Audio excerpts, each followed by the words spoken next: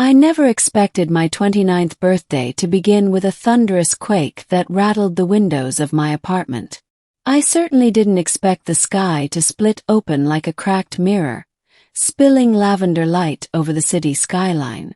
And I absolutely, without question, did not expect two towering figures to descend from that rift, shimmering, armored, and carrying themselves like royalty, before knocking politely on my balcony door. I had planned to spend my birthday alone with leftover pizza. Instead, I was apparently a diplomatic gift. The taller of the two stepped forward first. Her hair glowed like silver under starlight, and her eyes were crystalline, literally crystalline, faceted like gemstones. She bowed slightly, the plates of her armor shifting with a whisper of energy. "Terran citizen Avery Locke," she said, her voice layered, as though two tones overlapped in perfect harmony. "I am Princess Lyriel of the Astraline Dominion."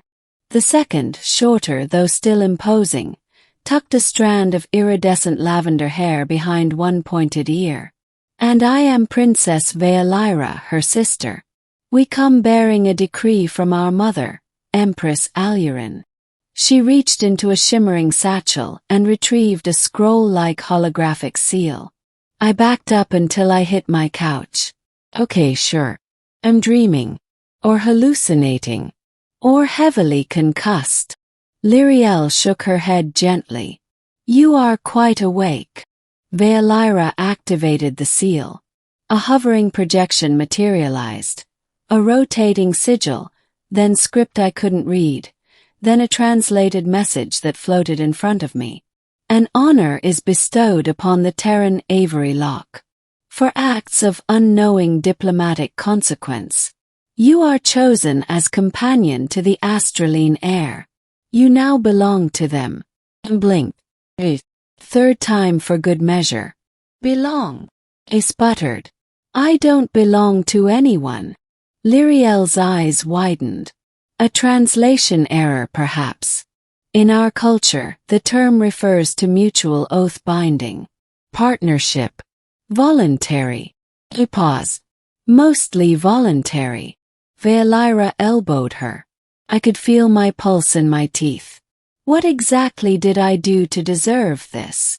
I gestured helplessly at the princesses. The sky rift, the holographic decree. Veolyra brought up a small projector. It displayed footage. Grainy, taken from an orbital angle. I watched myself wandering home from work a month ago, staring at the sky as an unnoticed streak of white tore through the atmosphere. "That meteor," said. "That was no meteor," Lyriel said solemnly. "It was an assassination drone targeting our envoy ship.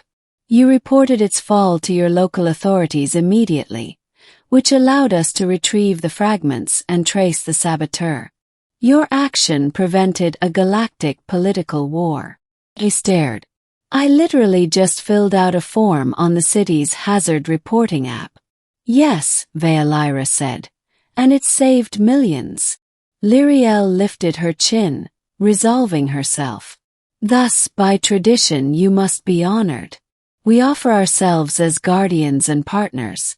You are now under Astraline protection and companionship." "I don't need protection," I said, but even as I spoke, the rift crackled ominously above. Veolyra glanced up. "Actually, you might." The middle, the chase through the sky. The rift ruptured fully with a sound like tearing steel. A sharp, needle-like vessel shot through, its hull black as obsidian. It folded out razor-edged wings and dove toward the city. Lyriel moved first, lightning fast, pulling a circular device from her armor. She slammed it onto my chest. It dissolved instantly into a translucent, form-fitting shield. "What was?" "Defense field," she said. "Stay close." Veolyra grabbed my hand. Her touch was warm and grounding, despite the chaos unfolding above. "They tracked us. They seek to undo the alliance before it begins." "Alliance?" "I didn't agree to." Later, they both shouted. The black ship fired. Light flashed. A searing beam lanced toward my building. I braced for impact, but Lyriel raised her arm, projecting a shimmering barrier that caught the blast and refracted it into the sky. "Move," she ordered. Before I could object, Lyra pressed a panel on her wrist. A circular platform materialized beneath us, hovering, humming, and deeply lacking in seatbelts. "Please tell me this is safe," I said.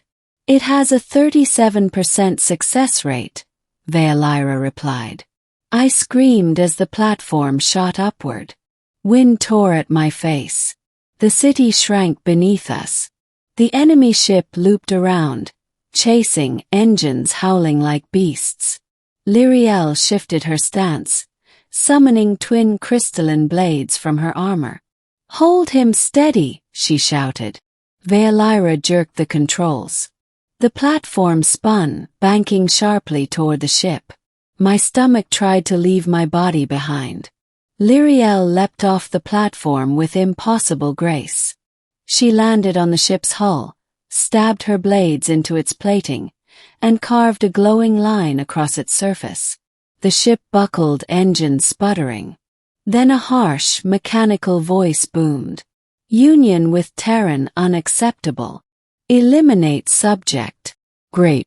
I was now a cosmic political liability. The ship lurched violently, throwing Lyriel off balance. The princess slipped, falling toward the rooftops below. I didn't think. I dove off the platform, catching her arm mid-freefall. The shield on my chest flared, slowing our descent just enough for Lyra to swing the platform beneath us. Lyriel's expression softened for the first time. "You risked your life for me," panted. "Guess that makes us even." "No," she said. "It means the bond is mutual." The enemy ship spiraled, smoking. With a final sputter, it imploded into a contained burst of dark plasma, leaving only drifting sparks. The sky rift sealed behind it. Slowly, the city below returned to normal, unaware of how close it had come to disaster. The ending, a choice of worlds. Back on my balcony, the sisters stood before me, armor scuffed, faces earnest. Lyriel bowed her head. "Avery Locke, we regret the abruptness of your induction into Astraline affairs. But our intention remains, to honor you." Lyra folded her hands, looking almost shy. "You saved her. And unintentionally you saved our people. The decree states we are to serve as your companions, protectors if you choose it." I crossed my arms. "And if I don't choose it? Then we return to our dominion," Lyriel said softly. "And the alliance will be incomplete, but respected." Lyra bit her lip. "But we would prefer the alternative."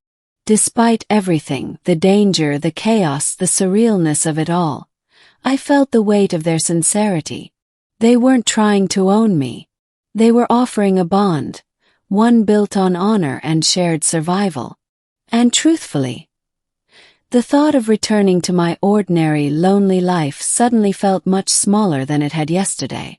"Okay," I said finally. "I'll accept. But on one condition." Lyriel straightened. "Name it." "No more saying I belong to anyone. The translation has to change." Lyra grinned. "Agreed." Lyriel extended her hand. "Then Avery Locke, will you join us as friend, ally, and chosen companion of the Astraline heirs?" The sky shimmered again, this time gentle, inviting. I took her hand. "Yeah," I said. "Let's see where this goes." Together, the three of us stepped into the cosmic light, bound not by ownership, but by a future none of us could have imagined.